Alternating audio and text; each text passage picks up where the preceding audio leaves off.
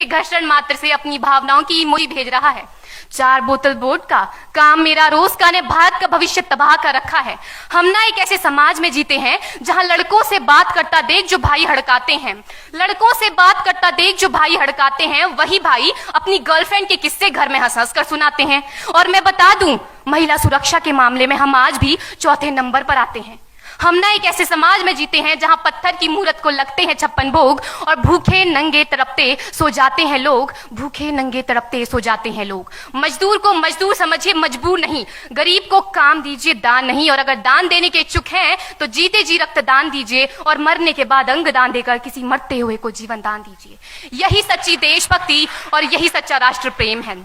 ना सरकार मेरी है ना रब मेरा है, ना सरकार मेरी है ना रब मेरा है, और ना ही ये बड़ा सा नाम मेरा है। बस इतनी सी बात का गुरूर है मुझे कि मैं भारत की हूं और ये भारत मेरा है और ये भारत मेरा है। परंतु एक वैचारिक बीमारी हमारे समाज में मुझे नजर आती है।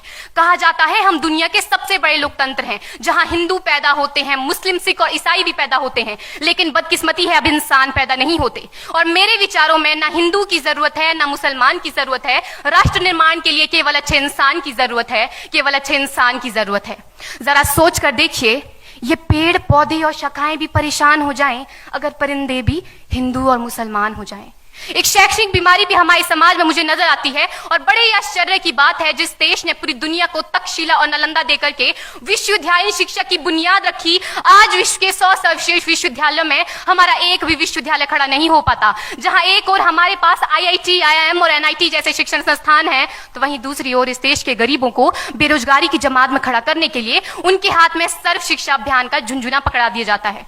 और मैं बता दूं, इस शैक्षणिक बीमारी का केवल एक कारण वो ये कि हमारे देश की शिक्षा नीति केवल 2 तरह के लोगों के लिए बनती है। पहले वो जो विद्वान हैं और दूसरे वो जो धनवान हैं।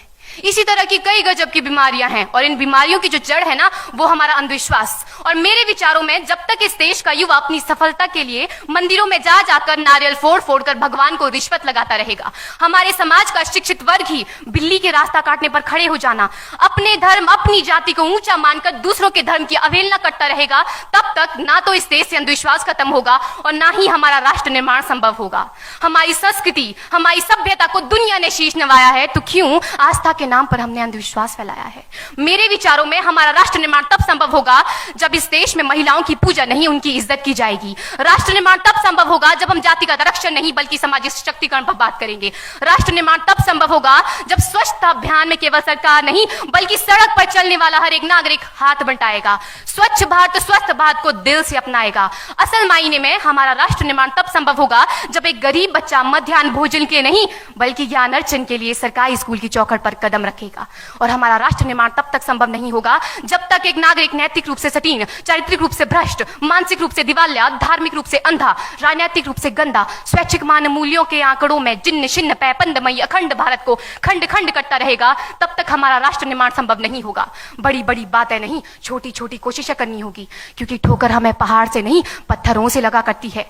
I being an Indian, I being a student, I being a symbol daughter of this motherland feel proud to be an Indian। और मैं सैल्यूट करना चाहूंगी सरहद पर दिन रात हमारी रक्षा के लिए खड़े हर उस जवान को, इस देश की पुलिस, प्रशासन और किसान को, और इस देश के हर उस व्यक्ति को जो अपना काम पूरी ईमानदारी, पूरी मेहनत और पूरी लगन से करते हैं, जिनके बिना राष्ट्र निर्माण की कल्पना करना भी असंभव सा लगता है। और आज इस मंच पर पूरी जिम्मेदारी के साथ मैं भारत की बेटी ये कहती हूं कि हमारा राष्ट्र निर्माण तब संभव होगा जब हम सभी, मैं, आप, हम सब मिलकर प्रयास करेंगे, क्योंकि हमारे देश की जिम्मेदारी नहीं है हमें आगे ले जाने की, हमारी जिम्मेदारी है अपने देश को आगे ले जाने की, अपने राष्ट्र को आगे ले जाने की, अपने वतन को आगे ले जाने की। तो अंत में मैं बस यही कहना चाहूंगी, मेरा हिंदुस्तान महान था, महान है, महान रहेगा।